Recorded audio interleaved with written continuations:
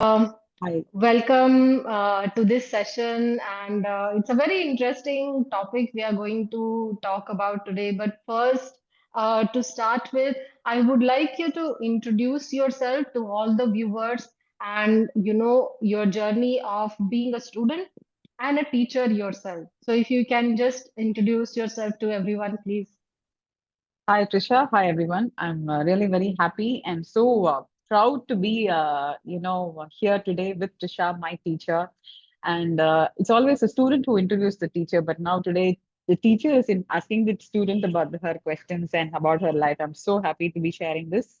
In fact, this evening I have an assignment with my meditation course, which I'm taken up, my teacher's course with meditation. So the concept that I took was my journey to holistic health. So that was the topic that I took. I don't know, from right from my childhood, fitness or being healthy was something in my school days, being healthy, trying everything, learning a lot.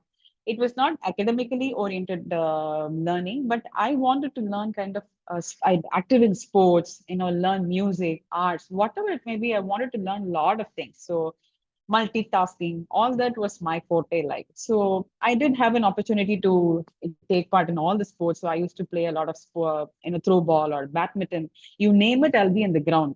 Cycling, everything I used to do it. So even in college, that continued. But always I was very careful about having some physical activity. And yoga was a part of our school curriculum till my about sixth standard. So I was very flexible, and whatever they asked me to do, I used to do. But those days, I never realize what was yoga. So it was just like a part of an activity in the school. So I used to do it. The moment yoga went out of my life in my seventh standard. So I think around 10th and 11th, I had a very tough, in the ninth and the 10th standard, I had a very tough time of bronchial asthma. So the weather changes, and I used to have a lot of wheezing, and it really took a toll on me during my 10th exams. So, in fact, my parents were, used to tell me that it doesn't matter if you don't do well and you don't score very good marks, it's okay. So that was how it was in 10th standard. Then, luckily, in the 11th standard, I was again introduced to Shivananda Yoga. That's when I started practicing, and it was a big turning point. That was when I realized that yoga was something more than the body, but to the mind. And I was more focused in my subjects and in all aspects for that matter. And I became very focused, very disciplined. There was not a single day where I would not go out without practicing my yoga, even till the day I got married. Post marriage, of course, there was a little, kind of change of life and habits and everything. But I always found some time here and there to work out and do my yoga, because those days, I'm talking about 87, the 80s, early 80s and late 80s. People were not very much aware of yoga. In fact, I would have pursued yoga as my career had I known, where it was taught. And those days, it was only, I think, Krishnamacharya Yoga Mandiram. My father was a student, but we didn't have the access to go. It was pretty costly, and I was not, able to go and learn it. So that is how my journey to yoga started. So after that, I always practiced it myself. There was no internet, nothing those days, so I never had to advance my learning. But 2005, again, 2000, there was a change. I shifted place after my marriage. Those days, there was this naturopathy, where again I got introduced to yoga. So I little bit started practicing there. So this was my yoga journey till about 2005. When I moved back to Chennai again in 2005, the place where I started learning again, he pushed me into teaching. He said, "You're doing it so well. Why don't you take up a teacher's training?" So that was how he pushed me to teacher's training, and I took my teacher's training in course certificate in Annamalai University. So after that, again, I met one Mr. Venkat Ganesh in a TV program. And I liked his way of scientific teaching about certain, postures and everything. And we contacted him, and I started learning about anatomy and the therapeutical issues, how to deal about therapy and everything. So that was a very good learning with him for almost 7, 8 years. And he introduced me to corporate yoga. He said, "No, you should go and teach." So 2008, I started teaching in corporate company, which is still continuing for the last 15 years. So they have been very, very accommodative, and it's like a family, and I go twice a week for their classes. And after that, I learned from Bihar School of Yoga for some time, all the kriyas and other aspects from Bihar School of Yoga style. Then, in fact, we went to Isha's Upayoga or whatever Isha, then Art of Living, we did Sudarshan Kriya. So I like ventured into everything, just learned everything, like wherever, whatever I can, whatever felt good to me, I started learning. But the proper teaching as a teacher, I would say, was 2011. My guru, she said, me and my sister, elder sister, she's also a teacher from the Shivananda style. So she said, both of you should start under Nandalala Seva Samiti. She said, both of you start your yoga journey here as teachers. And she named it as Darpana Yoga.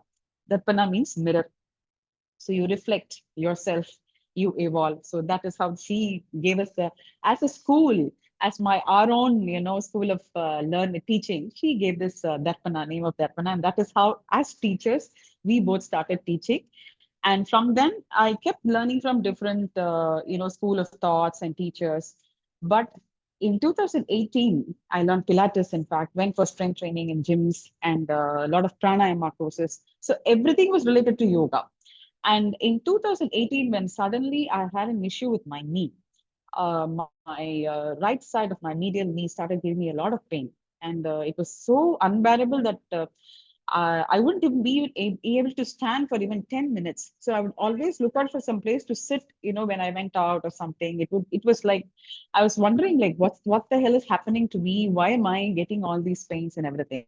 That is when, Venkat, who is a physiotherapist also, from whom I had this anatomical training, he told me that it could be a cartilage deterioration. Let's check it out. And it so happened, they said it's osteoarthritis. Your medial knee has literally kind of the space has worn out. So be careful and don't do too much of squats and sit on the cross leg position and all this. So that was when I thought, okay, fine, let me see what I can do. They said otherwise you have to go for a knee replacement. That word kind of hit me, and I said, okay, no. And then he said, go for a strengthening, more of strengthening your lower body, the entire legs and your back, everything, so that the load doesn't fall on your knee. So that was when I became very serious and I started searching for what can I do to prevent this and not go for a knee replacement. Because if I did that, then my career as a yoga teacher, not even a career, but then there is going to be a restriction when something artificial comes into my knee, right? So that was when I started searching for all these alternatives. And I, in 2020, 21, I think I started seeing a few of these boot camps on, it was not called as Meipadam, but something else. And I tried those classes, which did give me a good energy moment. I think in 2022, I saw your videos and I was very impressed when you said that you were also having multiple sclerosis and you overcame that within a matter of 4 months. That gave me a lot of motivation and inspiration. So that was when I thought I should take up your teaching. And 23 January, I think I spoke to you and took up my course as Meipadam student. Then immediately, I think within few months, you started your teacher's training, and I was so happy to take that first batch of training. So that journey brought me here to as a Meipadam coach. In the process, also, what happened was I was trying for some holistic, treatments. That was when to last year, June, I met Gomati and Shankar. They were also Meipadam teachers and doing breath work. So, breath work, what happens is you bring out your emotional blockages. So that can also heal the body because a lot of emotional blockages also get accumulated in your nervous system. So I did a few sessions with her. It was amazing. It was really amazing. That made me change the emotional aspect. I felt I have changed so much because earlier I would be a little bit sensitive, definitely very sensitive when people, kind of spoke something bad or hurt me. I did feel very emotional, and in the sense you feel insulted and it keeps bothering you for a while. But when I started breathwork 2 years back with her, I think almost for about 6 months, I had a lot of sessions with her every week. Sometimes, in fact, I had the workshops for my students also, and they all enjoyed the breathwork situation. But breathwork was the first step, I think, before the Meipadam also. No, along with the Meipadam, this breathwork made a lot of difference. I felt that something out of my a baggage out of my heart had come out, and I became very at ease. I would never react to anything. I started responding. I had a lot of clarity. So that was very nice. That was when they told me about sound healing. So last year, May, was the first session that I attended a sound healing retreat, and the sound healing was like took me to another genre of state of mind. Like it was so meditative, I just can't express in words because everyone has to undergo these experiences. Maypadam or exercise is physical, you can say that it gives you this and that, but all these healings, they are just so beautiful. But sound healing was amazing. Then I thought I should learn this properly. And that was when my sound healing teacher journey started. And I did my level 1 and level 2 last year and level 3 this year. And they also got a certificate of a professional sound healer. It has been an amazing journey with sound healing, Maypadam.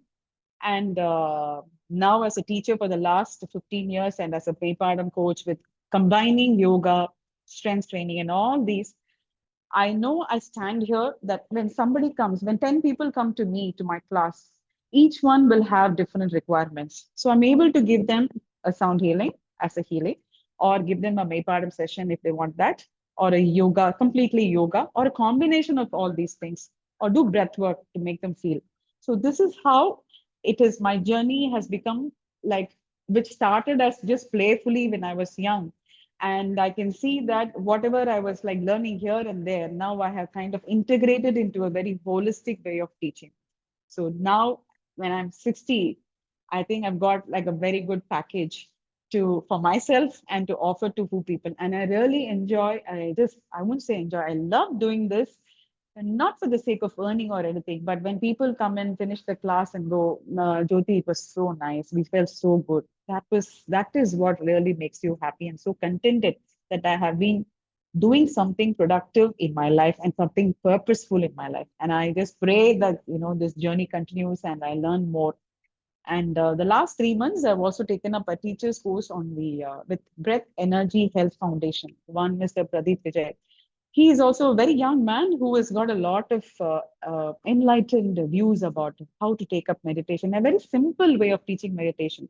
So the training that they are giving us now, it's really rigorous because any physical training is very easy to learn and teach. You have text to refer, but meditation does not have text, right? You have to experience it, you have to practice it, you should understand it. Only when you have that feel in you, you experience in you, you can go and teach somebody. And the kind of training that they're reading, whether it's reading the spiritual books or the experiments that we do every week, we have either the mauna, the silence that you have to practice, food habits, and so many things that we have to prepare a session. So online we teach. How do we teach? How do we express? It's been like a culmination of everything in this meditation course. So when all this finally getting into the enlightenment stage, towards the enlightenment through meditation, that is the culmination of any whether it is yoga or Maypadam.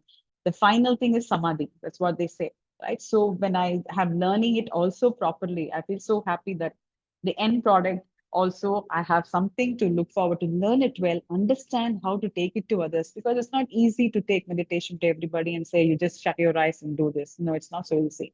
And experiencing that meditation, now I've been really started meditating every day, at least for 1.5 or 2 hours.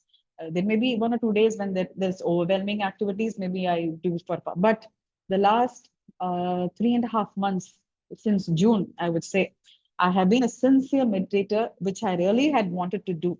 So journey is like coming to the culmination of what I really wanted in life. My soul, realizing what my soul is really here for, the purpose. I think that's God's grace that's happening. So this is what is my journey in the last 30 years, 35 years of learning and teaching.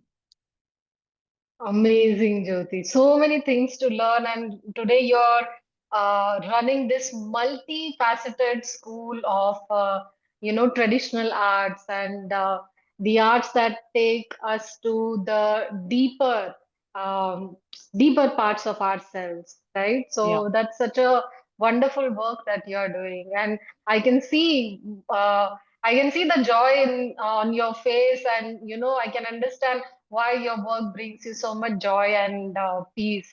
So congratulations for thank that, you. and Thank I you. wish you all the best also on Thank you. for your journey, learning ahead and again teaching. teaching it to people, Yeah. right? So, Yes. moving on to this next segment. So, we are here to discuss about one of the stories that you shared about yourself, and you are so Yes. happy and you're so excited when you shared this with me for the first time. And after Yes.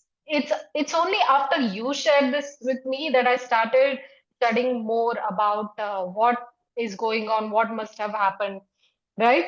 So Yes. please tell us what this story is. Yeah, I think the best gift that I got for my birthday this time was that from the word I heard from my doctor, the physiotherapist, Dr. Harish Kumar, that what is that exercise that you've been doing that your knee has become all right. So I was like amazed. I never expected this because everybody whom I met, the orthos or the physiotherapists, madam, you just have to, maintain your knee like this because we can't do anything when the cartilage is worn out, when the space has gone out. We can't do anything about it. So you be careful about whatever you do, reduce your weight and all this stuff. So a student of mine actually had a fall. He's also 60, but he looks like very enthusiastic, and he went to play football when he was for a conference in Bombay. So he stood like a goalkeeper, and he went and saved a goal. So in the process, he fell down and hurt his knee. So it was a very bad, ligament tear, and he could not attend classes for some time. And when he came back in June, end of June, he said, I'm all right, I can start and everything. We started the classes regularly, and suddenly he started walking. So I told him, don't go for a long walk because your knee is still not ready for it. So it's go take it slow. But the next day also he went for a walk, and again the pain started. He went to his physiotherapist, and he told him to take some therapy. After a week, he came back and said, "Ma'am, I'm feeling very good." So what did you do? I said. So he said some PEMF. That was what he gave me, and I felt very good. There was some heat coming up, and I felt very good. There is no pain, nothing. The tissues all have healed. He said, "You start your routine." So I became very curious to know what this PEMF was. And I'm also doing a strength training with my physiotherapist, one Ranjit. He's a youngster and he does a very good job because I wanted somebody to train me on a specific aspects where, on the overall and especially towards my knee, I wanted to safeguard the, legs and hip and everything so that load doesn't fall on my knee. And I asked him, what is this PEMF? Then he said, pulsated electromagnetic therapy. It's very good, ma'am. And when I Googled and I saw it is very good for ACL tear, ligament tear, and the tissues start healing very fast, and also good for osteoarthritis. That word, kind of, I was very, kind of very curious to know what this is. When I asked my physio, he said, you could also try it because it's very good. It will help you to heal because always around the knee, whatever I did, always around my knees, those dissipated cartilages will give me sort of a shooting pain. Though those pricking pain is not there, I stand, I do everything, whatever I can, I do all my exercises. When I fold my leg, I cannot sit in Vajrasana. So when I try to do that, there's a shooting pain and I stop it. It is like, I always restricted that. Then he said, just try it, ma'am. Let us see. You go and have a checkup with him. Let's see what he says. So that's how I met this Dr. Harish Kumar last month in July. So he said, I showed him all my old x-rays. Then he said, ma'am, this is about 3 years old x-ray. So I have to take a new x-ray. And we took an x-ray. The moment the x-rays came, you have the white screen. So he held it up in that white screen. And the moment I saw my right knee, I said, whose knee is this? Is that mine? Because the knee was perfectly all right. Both the left and right, the space between the knee, both the, upper, the lower was perfectly all right. I could see the predominant change in my gap. So I was just waiting for his comment. Then he looked at me and he said, ma'am, what are the exercises that you're doing? Your exercises have done wonders for you. I was like, I wanted to jump up and just say, oh, wow. Then he said, sir, I do Meipadam, and the last 1.5 years I've been doing a lot of Meipadam. Can you please stand up and show me what you're doing? So I gave him this twisting, single arm rotation, and all that 4 or 5 movements. Then he asked me a question, what is it that is happening in this? I said, a lot of core work, and your spine is, the left and right coordination and all this. All that is okay, ma'am, but what is exactly happening when your core is working? So I said, I don't know. You please tell me. Then he said, your inflammations have come down because your lymphatic drainage has become much better. Because of that, lymphatic drainage is better. Your inflammations have become better, and your space between the knee has become better. So I was like, so wow. The next second, I was thinking of you. I said, I must tell this to Trisha. because I learned from you and I've been practicing it. How good it is to hear about this. And the next thing that I asked him, sir, is it good for autoimmune diseases? He said, absolutely, ma'am. Anything you can do for with your PEMF. Then he said, and he made me sit down and then explain. Then I asked him, why is this pain coming then? Then he said, all those dissipations of these, osteophytes and everything, which is accumulated around your knee, are restricting that movement. That will take a while, but you do not have to go for knee replacement. Absolutely not necessary. The lateral view of your X-ray might show these osteophytes where the orthos might say that, no, you have to go for a knee replacement. Absolutely not necessary. Please don't go for it at all. At this age, you don't need it at all. Your exercise has done wonders. So then he gave me a 10 days of this pulsated electromagnetic therapy, which is it's just like a small laptop. They place it under your knee for 30 minutes, you get a lot of heat. And in fact, I started feeling much better every day in the morning when I did that for 10 days. And he asked me to stay away from all the workouts so that when the healing happens, he wanted me to just relax. So 10 days after that, slowly he started with certain abductors, adductors, and all that, the dorsiflexion of my feet, all those basic things he started me to do 1 week. And then the second week, he gave me with the resistance band. Third week, he said, you proceed with everything and advised the collagen for me so that the collagen will improve the cartilage growth and everything. So now he has asked me to go ahead with everything. In fact, with the physiotherapist, I try to keep a roller or a thick towel under my knee and sit for Vajrasana, hold it for 10 seconds. Now I'm able to hold it with just a little bit of holding the rod. I hold it for almost 30 seconds to 1 minute. So that much of improvement without pain I've been able to do. So he said the healing will happen. Give yourself some time, but don't stop anything. Just do all your exercises, strengthening your workout or the household work, everything you just want to you. So this is a big revelation after I started learning Meipadam because the most important because I don't think I heard you talk about this lymphatic flow in classes even when you were teaching. You never mentioned that. And when he said that, and he has taken the photographs of my X-rays from 2019 to the X-ray that he took now, he said, I will take this forward to my physiotherapist, the classes I take. I will show them what has happened through exercises in your knee. Because otherwise, anybody else would have gone for knee replacement already, even maybe 2, 3 years back, without even fighting against and trying to do something. So I was really amazed. I think it is a miracle in my life because you have to really search, go for search, fight for it. You can't just let down, anything. Okay, fine, let me go for a replacement. And the replacement also, yes, maybe you may be pain free, but then you're not going to be fully fit after a few, unless you maintain with the proper exercises and everything.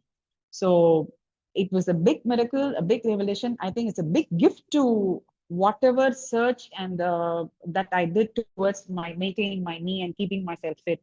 And Meipadam has done wonders in that for me. So this was the big revelation for Meipadam students and teachers, in fact. Yes, that's true. I mean, it was for me also. This was, I mean, from my own experience and from teaching like thousands of Yeah, students, I knew that a lot healing in different ways was happening. But yeah. even I was not aware of this aspect of how Maypadam heals.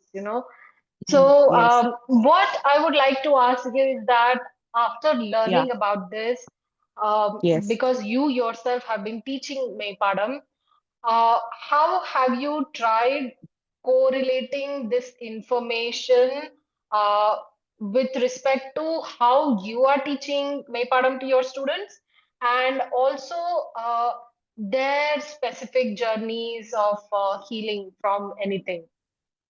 Yes, in fact, that's a very interesting question. In fact, I wanted to share an information on that also. Last December, I have women tend to come into fitness more, and I have a lot of women students than men, in fact.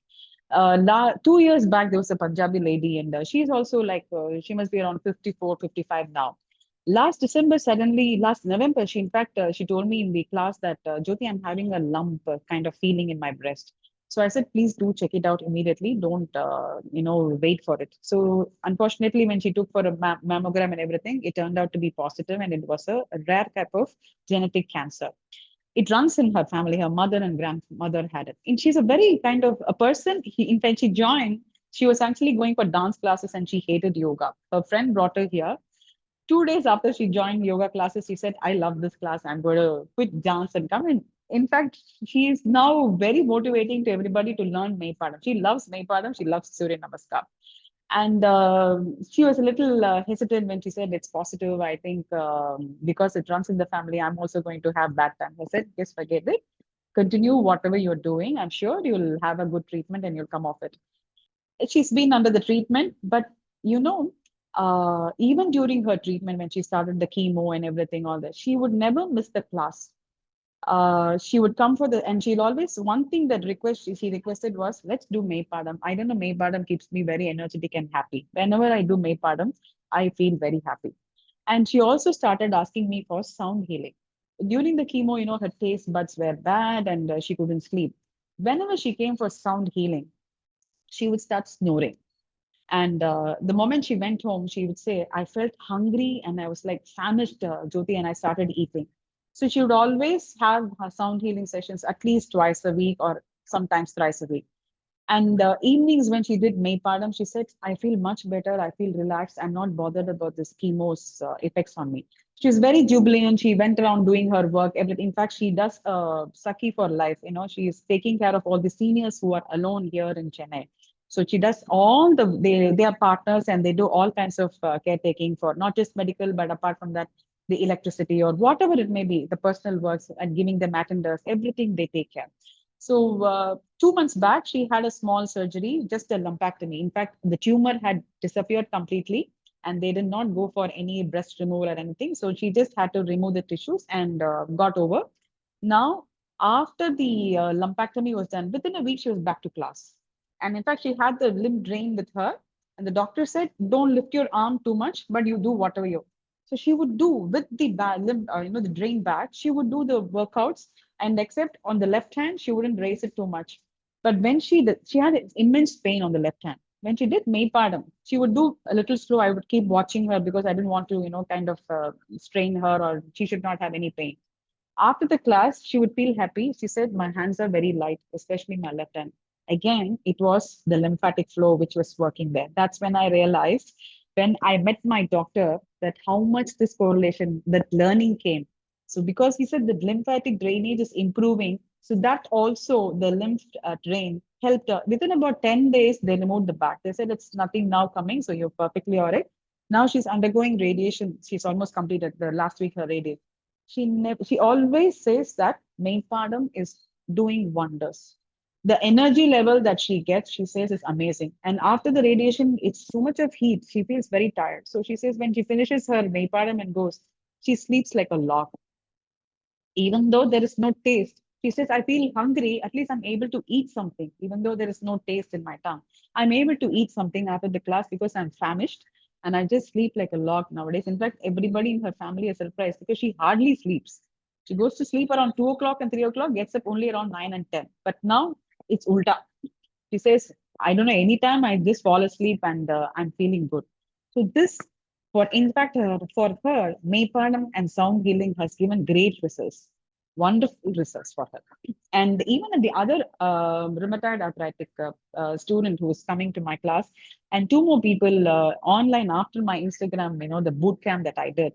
She's from Bangalore. She is also undergoing similar multiple sclerosis, a very mild genre. She says, Meipadam helps me.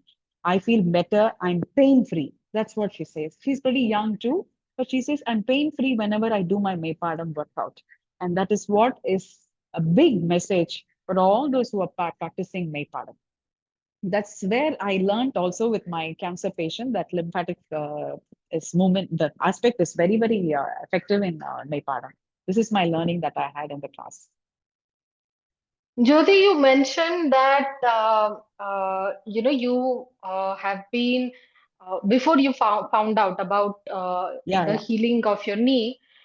You had been practicing Meipadam very consistently for almost 1.5 years, right? Yes, Um, yes, yes. so, because that's the I would say that's the issue in today's times, with all the environment being that of instant gratification, we are Yeah. falling off all the practices that take consistent effort and discipline, right? Yes, So yes, yes. I would request you if you could talk about the benefits of consistently practicing Meipadam for such a long time, because nowadays people expect that if they join something, if they start learning something, they want results in 3 months or 4 months or at the most Yes. 6 months. So because you are a teacher and because you are a very disciplined student, please talk about this. In fact, below my Darpana Yoga, I have written yoga as a way of life. So, like what you say, it is very heartbreaking when people come and say that, how long should I learn yoga? How many months should I learn yoga? I went for yoga here and I've learned all these things. So, how many classes should I attend here? I just tell them it's your choice. I mean, you're free. I mean, free to do whatever you want to. But my classes are not like that. It's an ongoing class. In fact, I still keep learning. I keep learning with the teacher because that is when I think as a student I become a better teacher, and as a teacher I should be a good student. So it is complementary to each other. So that is why I've never stopped learning. I keep learning from some or the other teacher, and now learn Maypadam because it doesn't have a book. There are so many moments, and every day when I see my Trisha's classes, my teacher's classes, there is some new movement which just, kind of introduce me. And to get that movement properly, I really have to struggle sometimes. So that you're challenging the body. You have to challenge the body, you have to challenge the mind every day to keep yourself fit. That is very, very important. So this idea of people to have less like fast food, to have fast results is impossible. It's impossible. Just not possible to me. That is why I never advertised. I just went by trust, by word of mouth. The belief that you want to have fast results is impossible. Even if you go to a doctor for any treatment, you need to have some time. You need to give him some time. First he tries with simple medicines, then he gives you strong medicines, then you may have to undergo a surgery, and post surgery it's not easy to come out of it. Just like that, exercise are part of life. You have to, as long as you live, my principle is as long as you live, you have to work out. Fine. For an example, you go for a yoga class or a Maypada for 6 months and then you stop. What happens to the body? The effects of those exercises are going to good hold you good maybe for 2 months, 3 months. Even that is, I think, too much. Maybe for a month. After that, the muscles are going to sleep, and again you're going to have problems. Again, you're going to run to another teacher for if you are interested, or otherwise you're going to fall sick. You're going to become weak, and you're going to have something bigger in your body. So this idea of having short-term learnings is absolutely nonsense. That's what I would say. It is an ongoing process. Everything is a way of life.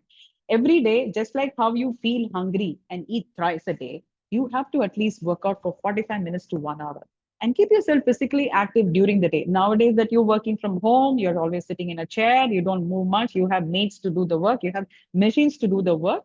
So it's definitely important you move your muscles and you learn something, because when you learn, that's when your brain is also involved in something. When you learn a language, they say your brain is more active. So learn something new, challenge your body and mind. You will definitely be a fitter person. Now at this age, I can definitely say that the learning has kept me alive. And when I learn something, I know that I can teach it to somebody. And when I teach, I know that I have to be a good teacher. So I have to, whatever I learn, I have to be good at it. I have to really perfect it so that I can give this knowledge to somebody properly. So it's complementary, and I don't believe in the concept of these short-term learnings at all. My students, in fact, people, 2011, when I really started my classes with when my guru started, few people joined. They are still there with me at the end of 14 years now. September 11th is when I complete 11 years, 14 years of my journey as the Appana school teacher, right? People are still there. And most of them are, many of them are, the women are engineers, they were doctors, all kinds of people. Though there may be breaks, they have all come back to the classes saying that this is like a class where I get wholesome, holistic health. So all the learnings that I did, I'm sure has culminated here. So I'm able to give a variety. In fact, once I should say this, my guru, when we were talking, she said, you've learned yoga. So when somebody comes to you and you offer for a feast, you have guests at home. Okay, fine. What would you do? You don't make just one dish. You have a plate and you have varieties of dishes in that. So some people may like one dish, some people may not like the other dish. So when you have a variety of dishes, they can choose. So likewise, You can't just have yoga in your plate. So when you have varieties of things, you can give, you can prescribe what is good for each person. So I think that way, all the learnings and having that plate full with varieties of things, I can offer too. So I can impress, you can get interested and learn that particular thing. And as a individual, as a human being, learning is something that anything, I'm not just talking about fitness, even if you were interested in learning your arts or anything, go ahead, learn it properly, learn as much as you can and start teaching. That will make you a better student, and you will also share your knowledge. When you share, you also become a better person, you evolve also. I think this is what is my idea, and that is how I've been doing it. Amazing. This was such a, uh, I would say, really inspiring conversation. And thank you so much. In fact, this was, I would say, undoubtedly, this has been a breakthrough in understanding of Meipadam. Yeah, Because yes, we don't absolutely. have any text of Meipadam, and Yeah, yeah, uh, it's actually in a way it's good also, because then it has kind of kept the tradition in the hands of practitioners. In yes, Otherwise, what happened to yoga was that because of a lot of text, yeah, people from outside, they have manipulated what yoga yes, is, which is very yes, unfortunate. absolutely. Yeah, Yes, so that is one thing about Maypadam, that it's difficult to happen in that way. But then also for modern times, the challenge has been that how do we understand this? There is nothing, there's yes, nothing has been written about it. Where do we start from? And I think yeah, for all the consistent and disciplined practitioners, and I myself, now it's been almost 6 years, and it has been a journey of learning about all these things with so much practice and exploring. yeah. So yeah, I guess it has been the same for you also, right? Yes, absolutely. Because I think more than learning the text, the experiences that we had from our practices when we had an issue, when in fact, when I was going through my menopause or whatever it is, I stood steady and strong only because of these practices and that I had in my these learnings that were there in my life helped me a lot. All these different learnings helped me in different stages in my life. Absolutely. For me, pardon, I think this is a big revelation about lymphatic flow. And yes, as you said, yoga has been, kind of manipulated too much, and the basic traditional practice has kind of been manipulated too much. I think a combination of like I heard your interview, your talk with Rupa also the other day on yoga and Meipadam. They are very complementary. In fact, my classes I combine both. One session, if it is yoga, I do 2 sessions of Meipadam, one session of strength training, and sometimes meditation. We combine. So it becomes like I said, you have a good feast, right, for your stomach. So it's a very good feast for the body, definitely. I think that's how we should evolve and take it forward. We should take all the efforts to take this forward. Amazing. Thank you so much, Jyoti, for connecting with Thank you, me and Trisha. sharing your story. This was such a major, I would say, Breakthrough. testimony, Yes. breakthrough Yes, testimony yes, about the yes, practice of yes. Maypada. And Yeah. I wish you all the best, and for your school and for your own journey also. So thanks a lot. Thank you so much. Thank you. Thank you, Trisha, for your good wishes. And I wish you too a lot of more success and work together towards whatever you want to achieve. Definitely. Definitely. All our help. I'm very, very happy and so proud to be your student also. Definitely. Dedication is something that I see as a single, as an independent person, I can see how much you're working towards it and the hard work of late. You're also learning so much of martial arts and kung fu and whatever you're learning. Like you're keeping yourself busy, like and sharing it with everybody. And the way you have been encouraging us as teachers, I think that's really hard to see these days because once the course is over, the teachers would just forget the students, like, they wouldn't help them in coming up in their lives. So we have seen your helping hand behind it, and we are your even in your Instagram, you posted like you can learn if you're in Chennai, you can learn Meipadam in Chennai from Jyoti. All those, little things are when you look and appreciate the tiniest things of another person, that is unconditional love. So I think it's amazing to have had you in my life. Thank you so much for everything. Thank you so much. Very happy. Thanks, Jyoti. Thank you. Thank you. Thank you.